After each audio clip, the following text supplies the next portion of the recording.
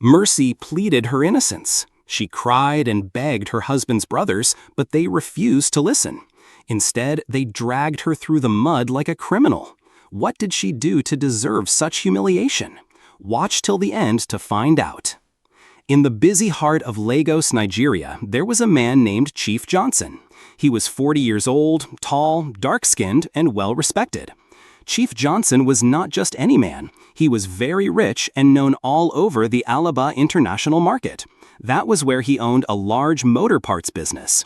Every trader in the market knew him. Some called him Odogwu, which means great man, because of his success and kindness. But Chief Johnson's wealth didn't come easy. He worked hard from a young age, starting with nothing. He began by carrying goods for shop owners in the market. Over the years, he learned the motor parts business and started his own shop. Slowly, his business grew. He became one of the biggest suppliers of motor parts in Lagos. His story inspired many young men in the market. Chief Johnson didn't forget his roots. Even though he was rich, he remained humble and kind. He used part of his money to take care of his family. He had two younger brothers, Paul and Fred. When their parents died early, Chief Johnson became like a father to them. He worked extra hard to send them to the best schools. While they studied, he paid all their school fees, bought their books, and made sure they lacked nothing. After many years, both Paul and Fred graduated from university. They didn't disappoint their brother. They passed their exams well and got big jobs in top banks in Lagos. People praised Chief Johnson for his efforts. Many said, if not for Chief, those boys would be selling in the market today. One hot afternoon, something unexpected happened. Chief Johnson was on a short break from work. He decided to go and eat at Chicken Republic, a popular fast food restaurant in Lagos. He loved their spicy rice and chicken. As he entered the restaurant, his eyes caught something, or rather, someone. She was a young lady wearing a red and yellow Chicken Republic uniform. Her name tag read Mercy. She moved from table to table, smiling at customers, clearing plates, and taking orders. Her smile was calm and sweet. Even when some customers spoke rudely, she stayed polite. Chief Johnson sat near the window and kept watching her, though he tried not to make it obvious. He noticed how she carefully carried the food tray, how she thanked each customer, and how her eyes looked gentle. He didn't say much that day. He just ate his food quietly and left. But Mercy stayed in his mind. That night, he thought about her smile. She is different, he said to himself. He had met many women, but there was something about Mercy that touched his heart. She looked respectful, hardworking, and simple. He wanted to know more about her. The next day, Chief Johnson returned to Chicken Republic. Again, he saw Mercy working, moving around the restaurant, doing her best. This time, he greeted her when she came to his table. "Good afternoon," he said, smiling. "Good afternoon, sir. Welcome to Chicken Republic," she replied, her voice soft. "Thank you. What's your name?" he asked, even though he already saw her name tag. "My name is Mercy," she answered politely. He smiled. "That's a beautiful name. I'm Chief Johnson. Nice to meet you." "Nice to meet you too, sir," she said, looking a little shy. He didn't say much else, but Mercy noticed how polite he was. Unlike some other men who came to disturb the waitresses, Chief Johnson was respectful. He came almost every day that week. Each time, he asked for Mercy to serve him. Sometimes he left big tips. But most importantly, he always left a kind word. After some time, he asked for her phone number. At first, Mercy hesitated. But she had already heard stories about Chief Johnson. The man who helped his brothers, the man who built schools in his village, the man who never showed off his wealth. So she gave him her number. A few days later, Chief Johnson called her. He didn't waste time. "Mercy," he said, "I know we've not known each other for long, but I believe you're the woman I've been praying for. I want to marry you." Mercy was surprised. She had never seen such boldness. But in her heart, she was at peace. She believed he meant every word. "I'll think about it," she replied softly. "Please do. I'll wait," he said. Chief Johnson started visiting Chicken Republic more often. At first, it was once or twice a week, but soon he was coming almost every day. Of course, he liked the food, but what truly drew him back again and again was Mercy, the young woman with the soft voice and the warm smile. He would sit by the window, waiting quietly for her to come and take his order. Sometimes he brought business papers with him, pretending to read them. But his eyes always found Mercy. He watched how she greeted every customer with the same kind smile, no matter who they were. Even when a customer got angry or rude, Mercy stayed calm and polite. She didn't raise her voice, she didn't frown, she just did her job with grace. Chief Johnson admired that. He began to ask small questions whenever she came around. "How's your day going? Have you eaten? Hope no one has stressed you today." Mercy always smiled and answered softly. She didn't speak much, but when she did, her words were thoughtful. Chief Johnson liked that. She was not loud like many of the women he had met before. She had a quiet strength that spoke louder than noise. After a few weeks, Chief finally asked for her number. "Mercy," he said one evening after paying for his meal, "I know this may sound strange, but I would like to talk to you outside of work. Can I have your number?" Mercy paused. She looked at him for a few seconds. In her heart, she had already noticed how kind and respectful he was. He never tried to touch her or say things that made her feel uncomfortable. He didn't treat her like she was just a waitress. He spoke to her like a human being, with respect. She nodded and gave him her number. That night, he called. Their first conversation was not long. Chief Johnson didn't try to impress her with big words. He spoke simply, like a man who knew what he wanted. "Mercy," he said, "I know we haven't known each other for a long time, but I'm not getting younger. I've met many people, but something about you stands out. You're gentle, hardworking, and honest. I want you to be my wife." Mercy froze. Her heart beat faster. Marriage? So soon? But as strange as it sounded, she didn't feel afraid. She had seen his character. He was not just rich, he was responsible. He had trained his younger brothers from start to finish. He gave to the poor, and even helped her manager repair the restaurant generator once. He was not the kind of man who used his money to oppress people. Still, she told him, "Give me time to think about it." Chief agreed. "Take all the time you need, but I won't lie, I'm serious about you." Over the next few weeks, they talked more. Chief would pass by after work just to check on her. Sometimes he brought her small gifts. Nothing flashy, just thoughtful things like fruits, books, or perfume. Slowly, Mercy's heart opened. One evening, after closing from work, Chief picked her up in his SUV. They sat inside the car and talked about life, her dreams, her struggles, his childhood, and his family. That night, she said yes.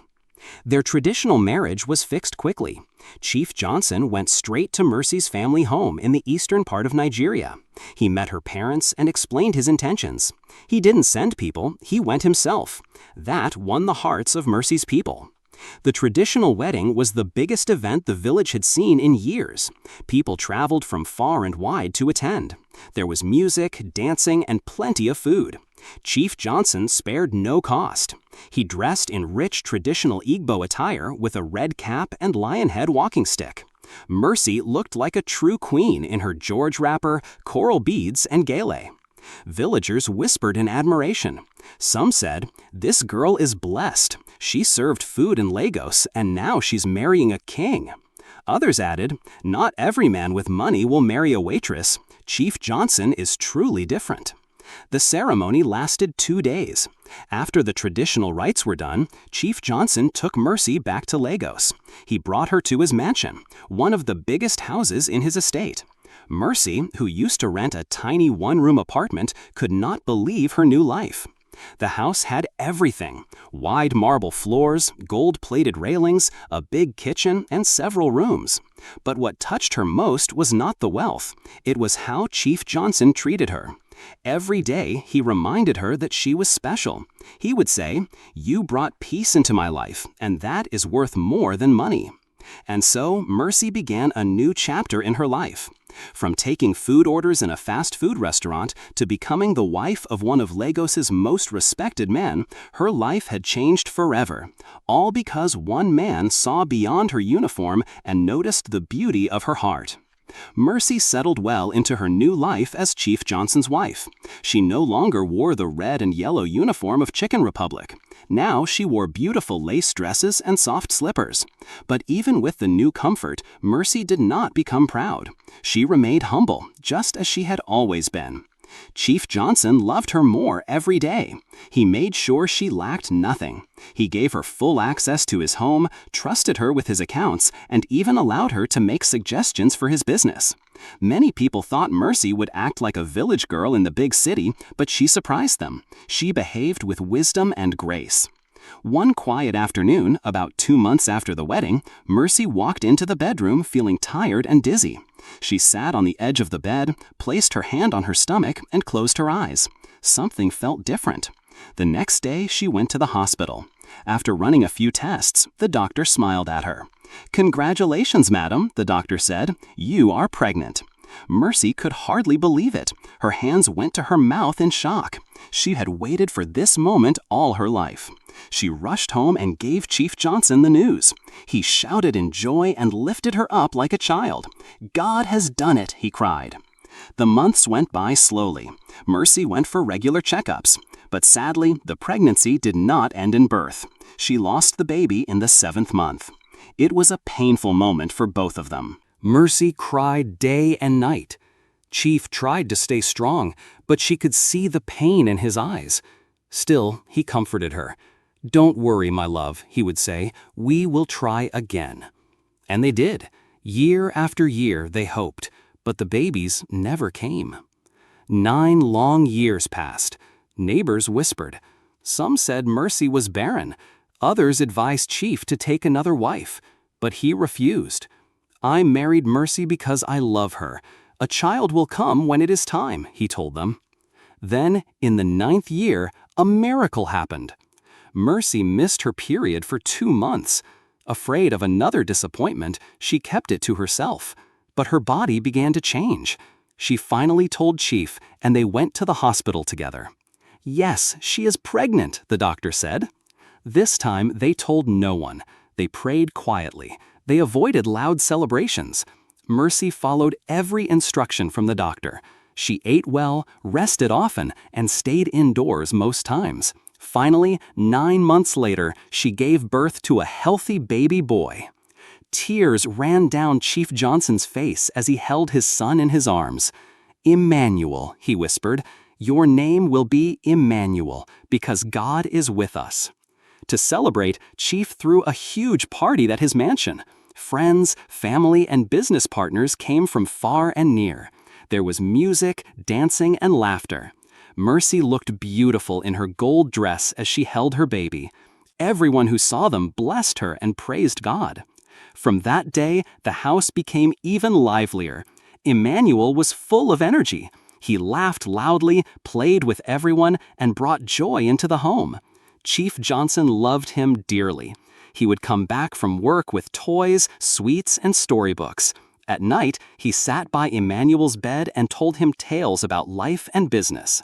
Mercy watched them with joy. Her heart was full. After years of waiting and pain, her home was now complete. She often whispered to herself, "Truly, God makes all things beautiful in His time." Then, just after Emmanuel's 5th birthday, something terrible happened. Chief Johnson had a business trip to China. He was invited for a major trade conference that could open new doors for his motor parts company. He kissed Mercy goodbye at the airport and hugged Emmanuel tightly. "I'll be back in 4 days," he said, smiling. "Be a good boy and take care of your mommy." But he never came back. On the 3rd day, around 7 p.m., Mercy received a phone call. Her hands trembled as she picked it up. The voice on the other end was low and shaky. "Madam, we are sorry. The plane carrying your husband crashed over the ocean. There were no survivors." Mercy dropped the phone and fell to the floor. Her cry shook the house. "No, no, no!" she screamed. Neighbors rushed in. Some tried to comfort her, but her pain was too deep. Emmanuel, still too young to understand, stood by the wall watching his mother cry. He didn't speak, he just clutched his teddy bear tightly. The news spread like wildfire. The mighty Chief Johnson, gone, just like that. No body, no proper burial. His brothers wept, his business partners mourned, but no one wept like Mercy. And this, sadly, was only the beginning of her troubles. The news of Chief Johnson's death spread like wildfire. The man who was once the king of motor parts at Alabama Market, the man who trained his brothers from nothing and built houses in Lagos, was gone, just like that. People couldn't believe it. Some even thought it was a lie. But day by day, the truth settled in. The plane had crashed into the ocean. No survivors, no body to bury, just tears, sorrow, and silence. Mercy was broken. She stopped eating. She could hardly speak. Her eyes were swollen from crying day and night. She still kept Emmanuel close, trying to be strong for her son. But each time she passed the spot where Chief Johnson used to sit, her heart shattered all over again. For 3 months, she wore black clothes and refused to attend public events. In Igbo tradition, the widow must observe a mourning period, and Mercy did it without question. She stayed indoors, prayed quietly, and took care of Emmanuel the best she could. Chief Johnson's brothers, Paul and Fred, came to visit in the first week after the crash. They acted like they cared. They brought fruits, rice, and drinks. They even hugged Mercy and promised to support her and Emmanuel. But after the burial rites were done, their visits stopped. No more calls, no more checking in. Mercy began to wonder if something had changed. Then came the 4th month. One morning, around 10 a.m., Paul and Fred showed up at the mansion. They didn't smile. They didn't even greet properly. Mercy welcomed them inside, hoping they had come to talk about the business or help her sort things out. Instead, they sat in the living room with serious faces. "Mercy," Paul said, "we've called you here to talk about something important." Mercy looked confused. "I'm listening, brother." Fred cleared his throat. "We know you're not going to like what we have to say, but we must say it. We believe you have something to do with our brother's death." Mercy gasped. "What? Me?" "Yes," Paul replied coldly. "Everything happened too quickly. He married you, then he died. We don't believe it was a natural accident." Mercy stood up, her voice shaking. "God forbid! I would never harm Chief Johnson. He was my husband, my protector. Why would I kill the only man who loved me?" Fred shrugged. "Only you know that answer." Paul continued. "Besides, this house was not built by you. Everything here belongs to our brother. Now that he is gone, you have no right to remain in this mansion." Mercy's mouth opened, but no words came out. "You have 24 hours to leave," Fred said. "Take your son and go. We don't want to see you here again." Mercy dropped to her knees. She begged them. She cried. She held on to Paul's leg. "Please, this is the only home Emmanuel knows. Please don't do this to us." But they didn't care. "Leave or we'll force you," Fred warned. The next day, just as the morning sun rose, the brothers returned with 2 thugs and a pickup van. They grabbed Mercy's small bags and threw them outside. Mercy held on to Emmanuel, who was crying. One of the thugs dragged her through the compound, pushing her to the gate. It was raining that day. As they forced her out, she slipped and fell into a muddy gutter just beside the gate. Her beautiful wrapper was soaked in dirty water. People gathered outside and watched in silence. Some felt sorry for her. Others were too afraid to speak. She stood up, her hands shaking, and wiped her face. She held Emmanuel close and began to walk away with no idea where to go. That house, once filled with joy and laughter, had become a place of pain. With nowhere else to turn, she traveled to a distant village to meet one of Chief Johnson's uncles, an old man who still remembered Mercy as a good woman. He welcomed her with open arms and gave her a small place to stay. He helped her enroll Emmanuel in school. Life was not the same, but it moved on. Mercy never forgot how she was treated. She never forgot the day they dragged her through the mud like a thief. But she kept quiet. She focused on raising her son and prayed for better days. Years passed like the wind. Mercy raised her son Emmanuel in a quiet village far from the city where she had once lived like a queen. Life was not easy. The house was small and money was often tight. But Mercy worked hard and made sure Emmanuel never went hungry.